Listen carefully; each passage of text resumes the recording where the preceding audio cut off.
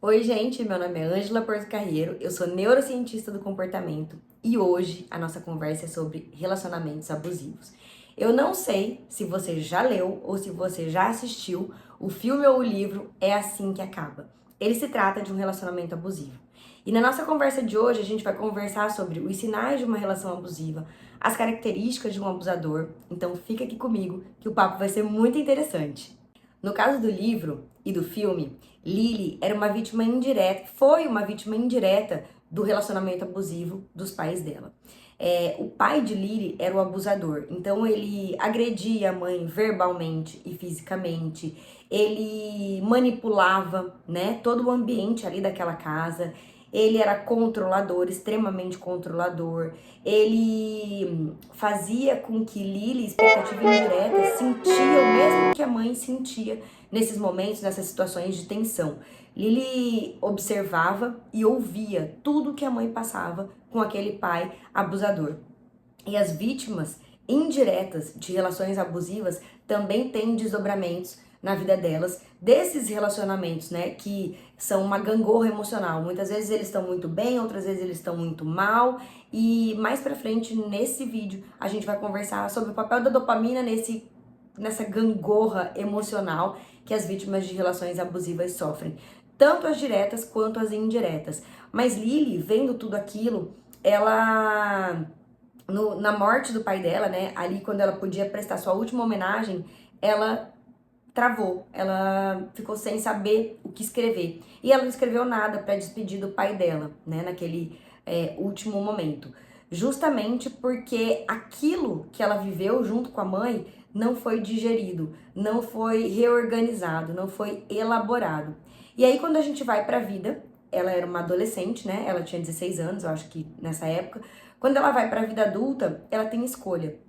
A escolha de querer permanecer esse ciclo de abusos ou de não fazer parte disso, não querer viver um relacionamento com um abusador. Mas muitas vezes isso não é tão claro assim, né? Para a pessoa perceber que ela tem escolha. No caso de Lily, ela teve essa clareza, ela teve essa presença e ela entendeu qual foi a mensagem e o que ela queria tirar dessa mensagem. Mas muitas vezes você pode ser vítima de um relacionamento abusivo e não sabe, porque muitas vezes é difícil a pessoa entender que ela é vítima de um relacionamento abusivo, porque muitas agressões, muitas manipulações são veladas, não são tão ostensivas como uma agressão verbal ou uma violência física. Elas são mais ostensivas, elas são ali naquele jeito de manipular, de fazer um comentário passivo-agressivo, de te colocar lá em cima e de repente te colocar lá embaixo. Então, é muito interessante a gente prestar atenção, porque a gente pode ser vítima indireta de um relacionamento abusivo ou uma vítima direta de um relacionamento abusivo.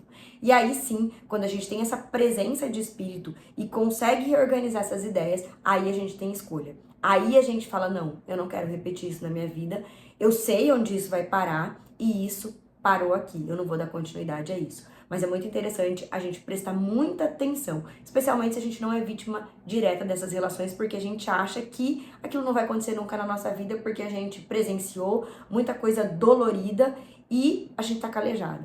E não foi isso que o filme mostrou, né?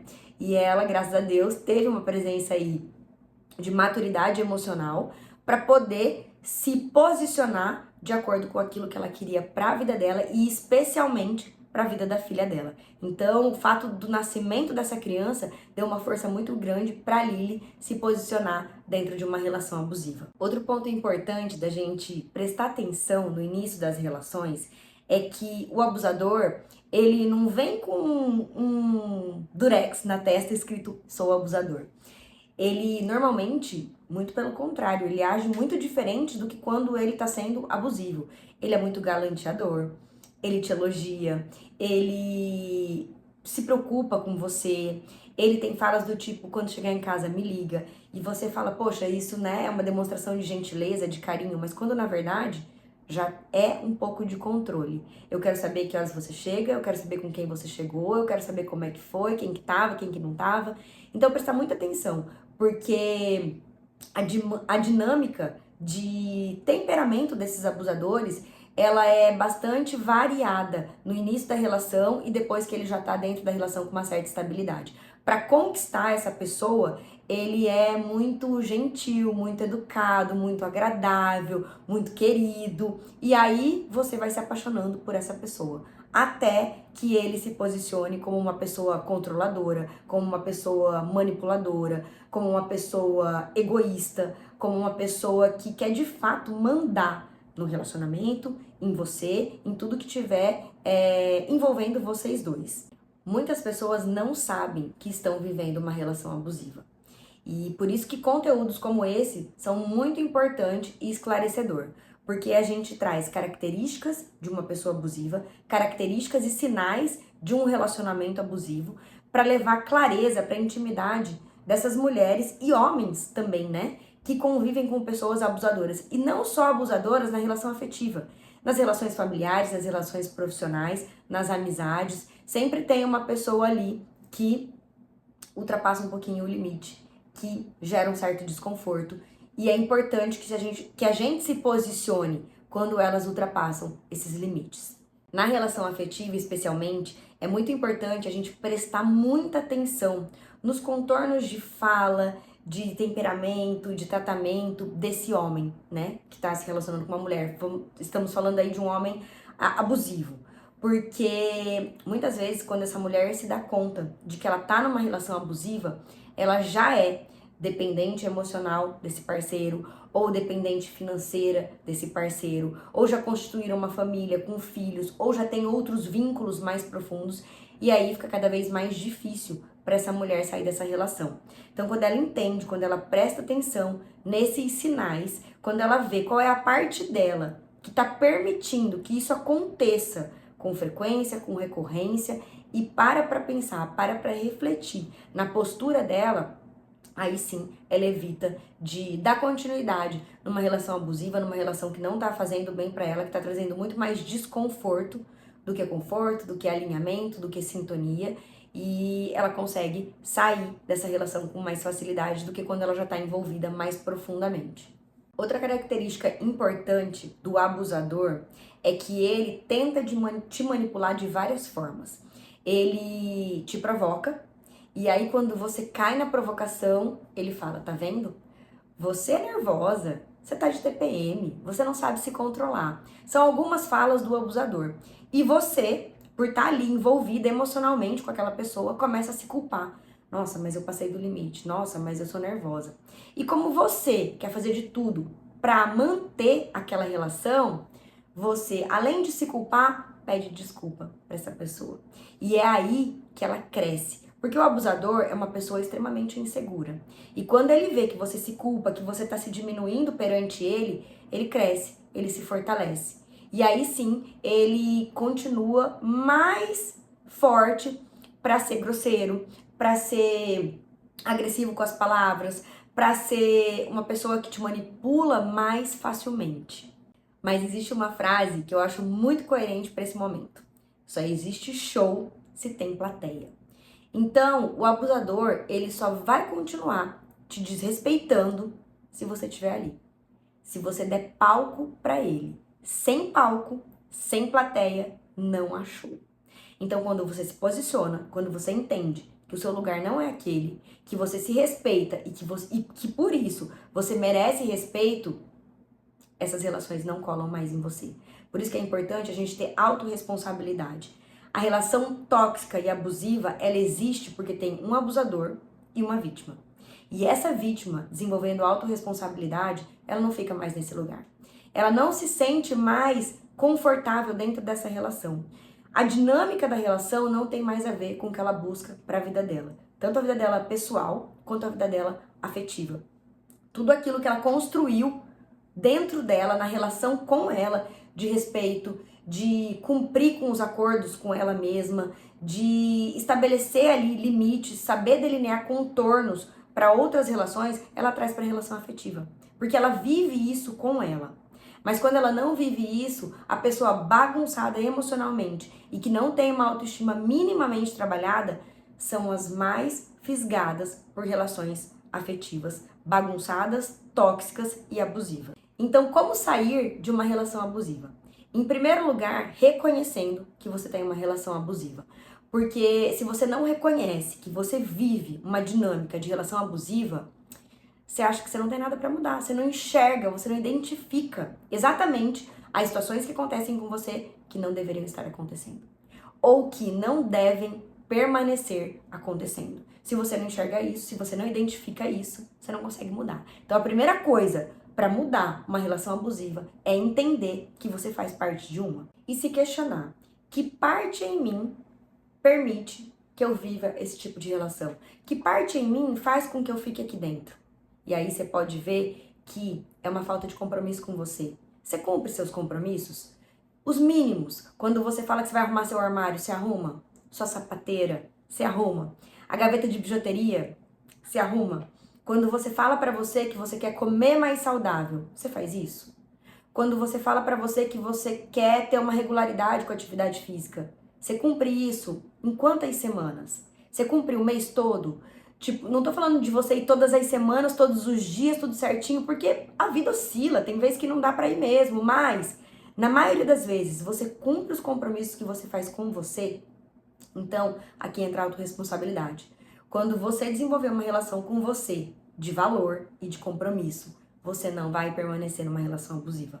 Porque você sabe o que você merece, o valor que você tem para permanecer em uma relação que não está conectada com os valores que você está vendo ali dentro. Mas quando você assume essa nova postura, quando você assume autorresponsabilidade, quando você vive de fato os valores que são importantes na sua vida, você pode ter a chance de fazer com que essa relação suba de nível. Ou não.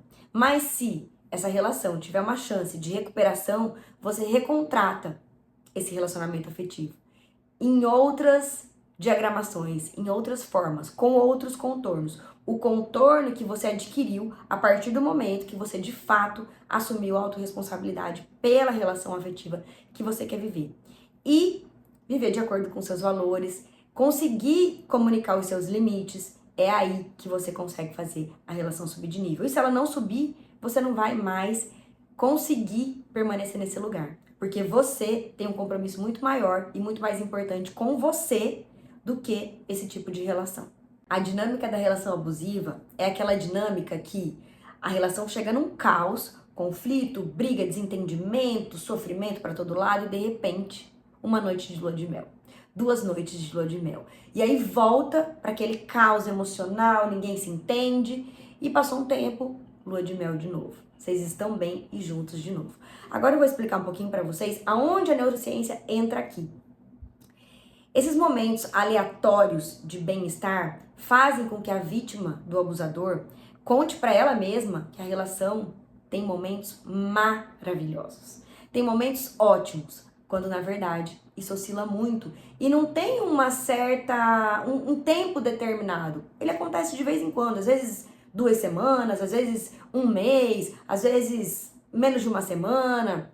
E aí essa aleatoriedade faz com que a dopamina te conte que isso é maravilhoso, que isso é ótimo.